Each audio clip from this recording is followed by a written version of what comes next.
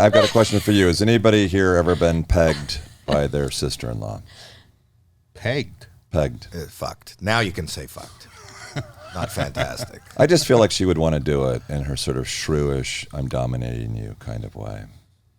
We would actually both be getting off for entirely different reasons. Do you find your sister-in-law attractive? No. She's lovely, but listen, we're all, it's different. If it was 30 years ago and she wanted to do something, and Kathy was up for it, hey, I'm a guy. But yeah, no, not now. And this is why you don't talk about stuff like this in a podcast. Are you going to tell me when we finish? It goes could you south. take out the Kathy sister stuff? Please take out the Kathy. No, absolutely not. It doesn't matter. It doesn't matter. I was trying to talk about my hand job story. And you just went right past it. Doesn't matter. It's good for me to say I love hand jobs. Yeah. No. And by the way, I love that story. I go to a place. Yeah. It's a great she's story. not. We're just all older now. That's all. But she's lovely. You're trying to make up for the fact that maybe. You lie in the bed with your wife and your sister-in-law watching true crime. Do you know why what? do you even get into bed when they're there doing that? Because I want to get comfortable and I don't know where else to go. And you so don't have a couch?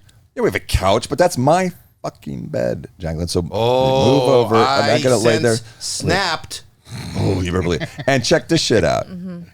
So when those psychopaths are watching the true crime, which is what they watch every night, and I talk during Dateline, she shushes me. My wife doesn't. My sister-in-law, who's sitting in my bed, shh. I'm like, what the fuck? And that's when I get these horribly intrusive thoughts, like I could be banging 20-something-year-olds like David Spade, but this is the life you chose. It's the life you chose. But that's my life. Those shows make no sense to me. They'll say that if you listen to the verbiage, it drives me nuts. Like they'll find a head behind a shed, right? You're writing a poem. Go on. Yep. No, I'm not. And then the cop will say, they suspect foul play. In bed. In bed. They suspect foul play. Sure. No, there's no foul play here. But it's gotten weird here. Yeah. Uncomfortable. yeah. Really. Some people think I have a creepy voice. I think that. Do you? Yeah. My wife does.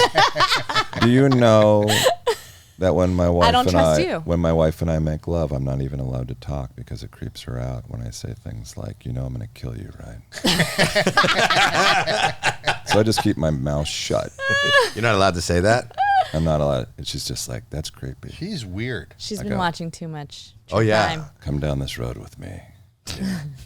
If you're... I'm I not wish I allowed had to your choke voice. her or anything like that. You're not allowed to choke your wife. Oh my God! You know what?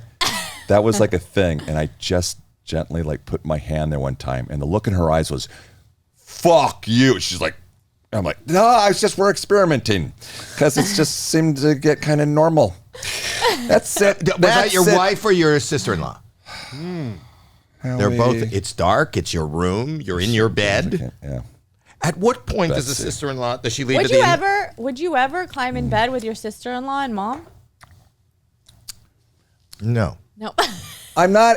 Now that was Freudian. It's not my sister-in-law and mom. It's my sister-in-law and my wife.